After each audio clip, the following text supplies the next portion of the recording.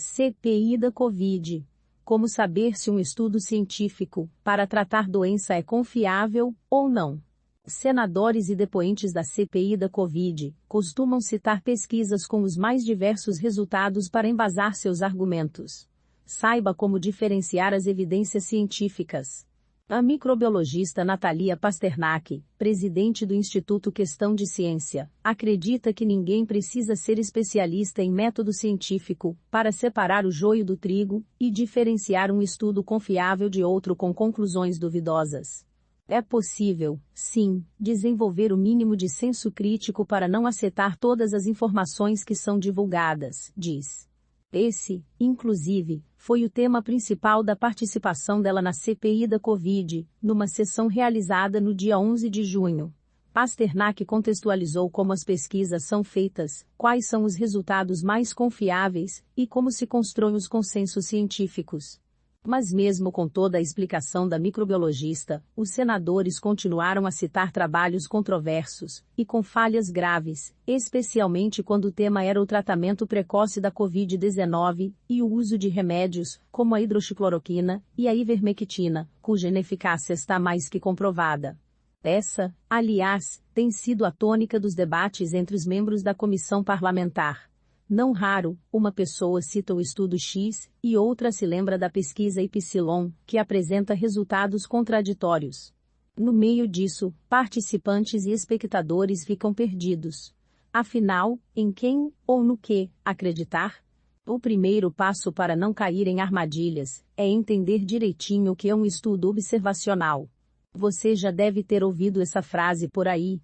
Tal cidade, estado, país usou o medicamento A, B ou C, e os casos ou as mortes por Covid-19 despencaram por lá.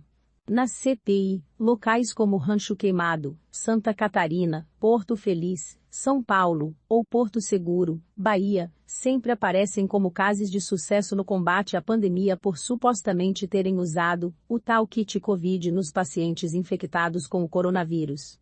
O problema é que exemplos, como esses, estão cercados de armadilhas, e têm pouco valor científico.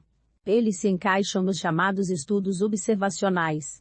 São trabalhos em que os especialistas olham para o que aconteceu com determinado grupo de pessoas após uma intervenção. Muitas vezes, como parece ser o caso dessas 3 cidades citadas anteriormente, as análises também não levam em conta toda a realidade, e chegam a omitir fatos, números ou a verdadeira situação da pandemia. Para compreender melhor esse conceito, vamos usar uma situação hipotética. Suponha que a Prefeitura de São Paulo tenha instalado aparelhos de musculação numa praça localizada num bairro da zona leste da cidade. Passados alguns meses, o posto de saúde, que atende a região, começa a reparar que os moradores da vizinhança emagreceram, estão com a pressão arterial mais baixa, e até tiveram uma redução nos níveis de colesterol. Um estudo observacional, portanto, poderia relacionar os dois eventos, novos equipamentos de ginástica e melhora nos indicadores de saúde cardiovascular, e chegar à conclusão de que uma coisa está ligada à outra. Ou seja, a disponibilidade dos aparelhos incentivou a prática de atividade física na comunidade, e isso, por sua vez, repercutiu bem e pode até reduzir o número de infartos e derrames futuramente entre esses paulistanos. O problema é que essa relação de causa e efeito nem sempre é 100% verdadeira. Será que não aconteceram outras coisas que ajudem a justificar e dar sentido a essa observação? Ainda nesse nosso exemplo fictício, o cancelamento de uma linha de ônibus, que levava os moradores do bairro até o centro da cidade, pode ter exigido que as pessoas caminhassem por mais tempo. Ou a morte repentina de uma pessoa famosa após um ataque cardíaco, deixou todo mundo mais preocupado com a própria saúde. Os estudos observacionais são válidos, mas eles não trazem conclusões. Na verdade, eles nos oferecem perguntas, que poderão ser respondidas por outros tipos de pesquisa, resume Pasternak. Seguindo essa linha de raciocínio, o que aconteceu, ou não, em Rancho Queimado, Porto Feliz ou Porto Seguro, não deveria servir como argumento para embasar o uso de um remédio ou outro. Ao mesmo tempo em que estimularam a prescrição de um fármaco para seus cidadãos, esses mesmos municípios podem, em tese, ter feito um lockdown mais rigoroso, ou possuir uma população mais jovem e menos suscetível às complicações da infecção pelo coronavírus. Um terceiro fator que entra nessa conta. A maioria dos acometidos por Covid-19 melhora após algum tempo, independentemente de qualquer fármaco. Será que esses indivíduos curados não relacionaram a melhora ao tratamento, quando o resultado seria o mesmo, se eles não tivessem tomado nada? Logo, é impossível separar fatores de confusão, que podem estar camuflados numa observação, que a princípio parece tão óbvia e certeira. Há outros exemplos cômicos de como pesquisas desse tipo podem levar a conclusões precipitadas. Em 2012, um grupo da Universidade Columbia, nos Estados Unidos, publicou um artigo num importante periódico científico relacionando o consumo de chocolate com a quantidade de prêmios Nobel de diversos países.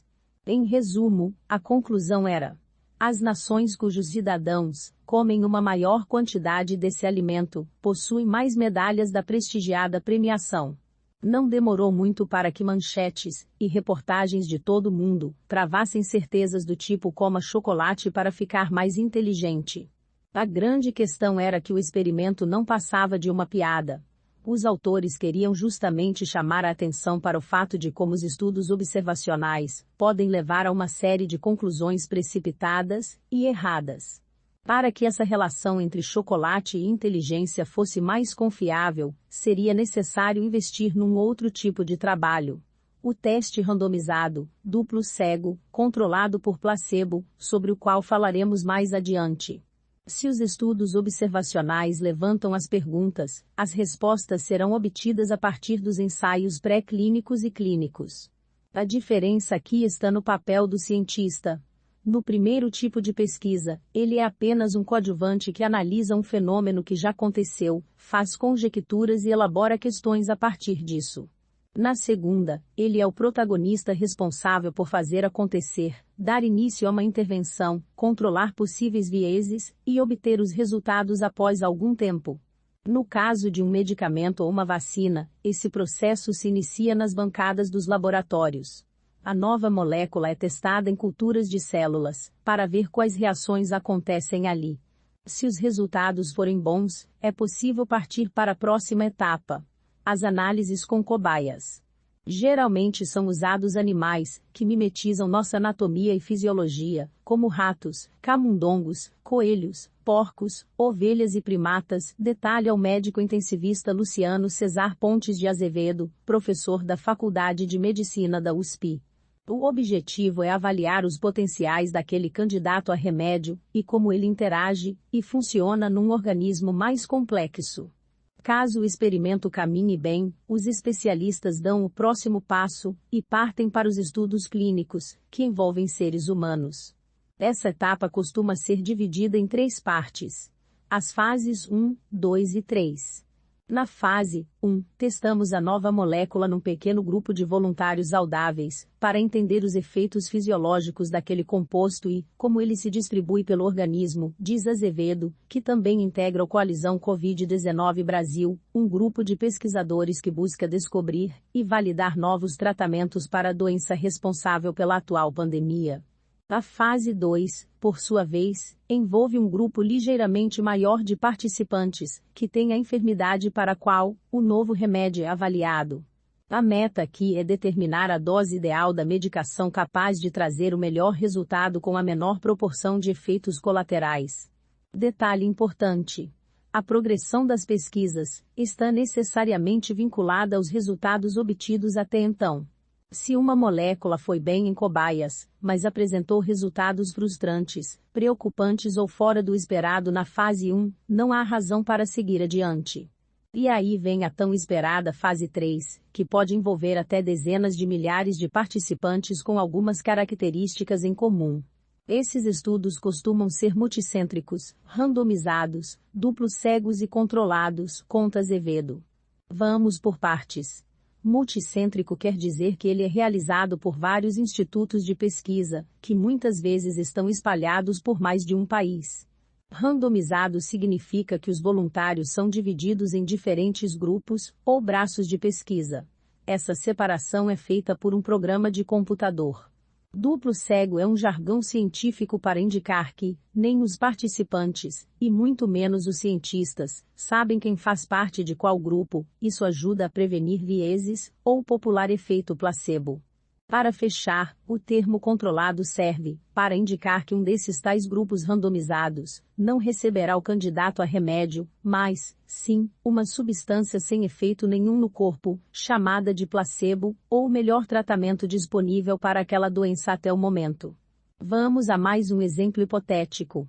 Imagine que o medicamento X foi muito bem na etapa pré-clínica, células e cobaias, e nas fases 1 e 2 dos estudos clínicos. Na fase 3, os responsáveis recrutaram 1.000 pessoas de uma mesma faixa etária, e com condições parecidas, que foram divididas de forma aleatória e secreta em 2 grupos. 500 delas receberam o remédio e as outras 500 tomaram o placebo. Só a partir daí, será possível determinar de verdade a segurança e a eficácia do remédio X. Na sequência, os autores escrevem e publicam nas revistas especializadas da área artigos relatando todo o procedimento, os métodos e os resultados. Depois, ou de forma concomitante, acontece o pedido de aprovação para uso comercial nas agências regulatórias, como a Anvisa do Brasil. Como você já deve estar imaginando, esse caminho das pedras é muito rigoroso e são pouquíssimas as candidatas bem-sucedidas nessa maratona, que vai do experimento com células até a fase 3. De cada 30 moléculas avaliadas nos ensaios pré-clínicos, só uma chega aos estudos clínicos. E das 100 substâncias, que partem para as fases 1, 2 e 3, só uma é aprovada para utilização na vida real, calcula Azevedo. E não pense que o processo está finalizado após o OK das agências regulatórias. Os laboratórios ainda ficam responsáveis por conduzir a fase 4, que monitora o aparecimento de efeitos colaterais inesperados na população. Pode acontecer de uma droga se mostrar segura nos testes clínicos, mas causar algum evento adverso, quando prescrita para centenas de milhares ou milhões de pessoas. Ainda nesse universo da ciência, há ainda 2 termos muito batidos nas sessões da CPI: a revisão sistemática com meta-análise. Em resumo, trata-se de uma técnica em que os cientistas coletam diversos estudos que investigaram a mesma questão e tentam unificar suas conclusões num artigo só. Esses resultados da revisão sistemática, portanto, são ainda mais confiáveis, já que trazem a melhor evidência científica, com a ponderação de diversas fontes e grupos de pesquisa. Mas há um porém. Se a meta-análise for mal feita, ela também pode levar a uma série de conclusões erradas. Para que isso aconteça, basta que os autores incluam estudos ruins, que usaram métodos equivocados, ou que forçaram a barra em seus resultados. Numa série de postagens no Twitter, a médica Lucia Pelanda, reitora da Universidade Federal de Ciências da Saúde de Porto Alegre, usou uma analogia culinária para explicar como a seleção das evidências científicas numa revisão dessas é fundamental. Revisão sistemática é como fazer torta de maçã. Se colocar uma maçã estragada, estraga a torta. Por isso, é preciso avaliar os métodos de cada artigo de uma forma padronizada. Ou seja, olhar cada maçã, e não só atirar tudo na torta. Se não tem esse cuidado, não é uma revisão sistemática. É por isso que os cientistas criam critérios de seleção de pesquisa muito bem definidos, para evitar qualquer desvio das interpretações e conclusões. Vale ponderar que, para quem não é especialista no assunto, identificar se uma meta-análise selecionou estudos confiáveis ou não pode ser algo um tanto difícil. Mas há alguns truques para saber se trabalhos do tipo, e mesmo aquelas pesquisas clínicas que explicamos mais acima, foram bem conduzidos. Uma boa dica é ficar atento ao local em que eles foram publicados. Isso porque no mundo acadêmico há revistas que são mais respeitadas do que as outras. Na área da medicina, periódicos como The Lancet, The New England Journal of Medicine, NEJM, Journal of the American Medical Association, JAMA, e British Medical Journal, BMJ, são muito reconhecidos. Essas publicações adotam um sistema chamado revisão por pares, em que cada artigo enviado é analisado e editado por um grupo de cientistas independentes, que não trabalharam diretamente com aquela pesquisa. Isso significa que colegas da área poderão ler, levantar dúvidas e fazer críticas antes de o trabalho sair efetivamente na revista, complementa Azevedo. Essa checagem é um cuidado extra, que dá mais confiabilidade àquelas informações. As boas revistas não são infalíveis, e já erraram no passado, mas um estudo publicado ali pelo menos tem a garantia de ter passado por uma revisão qualificada, acrescenta Pasternak. Ainda nessa seara, tome cuidado com os chamados pré-prints, que são trabalhos divulgados na internet antes da revisão por pares. Eles são ótimos para acelerar o compartilhamento de informações na comunidade acadêmica durante uma pandemia, mas seus resultados não devem servir para tirar conclusões ou sustentar políticas públicas. Uma outra maneira de saber se um trabalho científico é confiável ou não está em notar o quanto ele é citado por instituições de referência. Autoridades como o Centro de Controle e Prevenção de Doenças dos Estados Unidos, o Serviço Nacional de Saúde do Reino Unido e a Organização Mundial da Saúde lançam diretrizes sobre a prevenção e o tratamento de doenças como a Covid-19. No contexto da pandemia, esses órgãos possuem profissionais gabaritados para analisar as pesquisas e utilizá-las como base para tomar as decisões alinhadas com a evidência científica, que atestam a importância do uso de máscara, do distanciamento físico e da vacinação, por exemplo. É importante então ficar de olho no que essas instituições dizem e que estudos são utilizados para embasar as recomendações.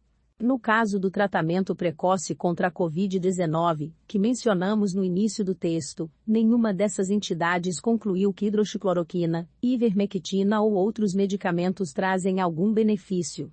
Para chegar a essa conclusão, elas levaram em conta os melhores estudos disponíveis, que seguiram e respeitaram todo aquele caminho que explicamos mais acima.